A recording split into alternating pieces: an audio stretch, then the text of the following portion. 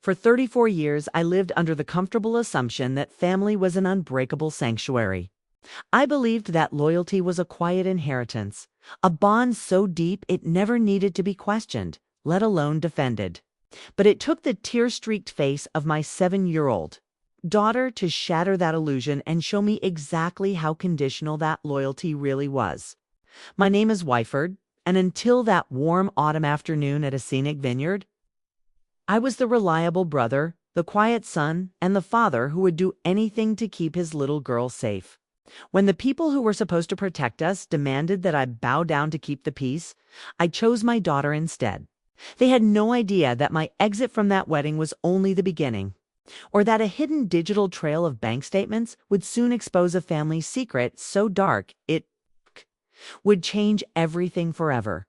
To understand the sudden explosion at the wedding, you have to understand the fragile peace we had been nursing for the past year. My daughter Renly had spent 8 grueling months battling a rare autoimmune condition. It was a vicious disease that attacked her joints without warning, leaving her crying in pain on the bad mornings and completely drained of energy by lunchtime on the good ones. To support her, I rearranged my entire life. I walked away from my evening shifts at the accounting firm, and I emptied a modest savings account I had been building since the day she was born. It wasn't a massive fortune, but it was Renly's medical safety net. A dedicated fund of $8,400 meant to ensure that no matter what happened to her body, we would never have to wait for specialist care. I kept the existence and the exact number of that account to myself, viewing it as a silent promise between a father and his daughter, while my life was defined by quiet duty. My younger sister, Kinsley, lived her life in high definition. She was 3 years younger than me and possessed a magnetic energy that easily filled every room she entered.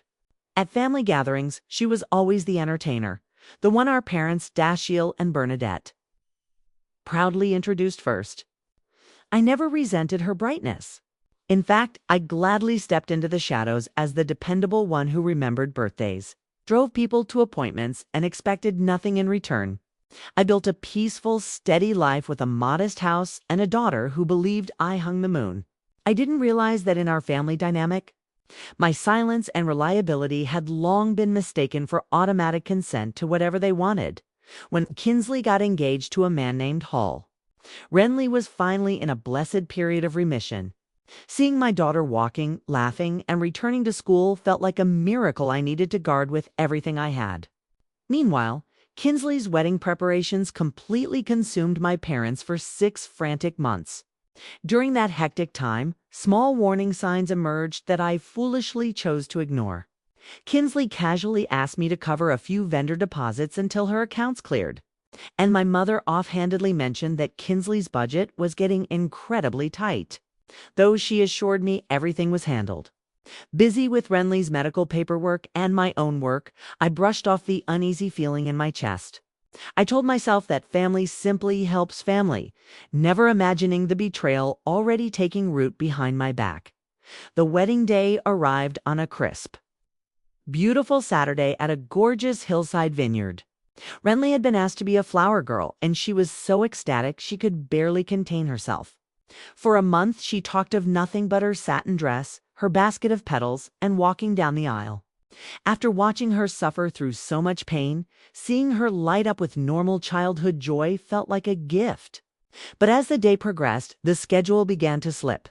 The photographer insisted on endless family portraits and creative bridal party shots, dragging the session out for over 2 hours in the unrelenting afternoon heat. Standing on the stone steps of the vineyard, I watched Renly closely. I saw her subtly shifting her weight from one leg to the other, a familiar physical tell that always preceded a major joint flare-up. I knelt beside her, whispering an offer to grab her some water or take a break. But she shook her head, determined to do a perfect job for her Aunt Kinsley. 10 minutes later, during the final massive group photo of the entire wedding party, Renly's exhausted body simply gave out. Her knees buckled, and she quietly sat down on the steps mid-pose. Overwhelmed by a physical exhaustion, her pride could no longer hide. The photographer lowered her camera, and the bridesmaids shifted in confusion. What happened next is a scene that has played on a loop in my mind ever since. Kinsley's face contorted with instant ugly rage. Without a second of hesitation, she marched over, grabbed Renly roughly by the arm, spilling flower petals across the stone steps, and yelled loud enough for the entire wedding party to hear that Renly was ruining her entire day. When my startled, pain-ridden daughter couldn't stand up fast enough, Kinsley raised her hand and slapped her across the face. The sharp sound of that slap silenced 60 people in an instant. It was a soft, sickening noise that seemed to echo across the entire vineyard. Before my brain could even process the horror, my body was already moving. I rushed forward and knelt in front of Renly, holding her trembling hand as a distinct red mark began to bloom on her cheek. The absolute shock in my daughter's eyes broke something inside of me permanently. Kinsley stood over us in her white bridal gown, breathing heavily, looking not at her crying niece, but at the photographer. As she complained about how much the event had cost, I stood up, my hands completely steady with a cold, terrifying calm.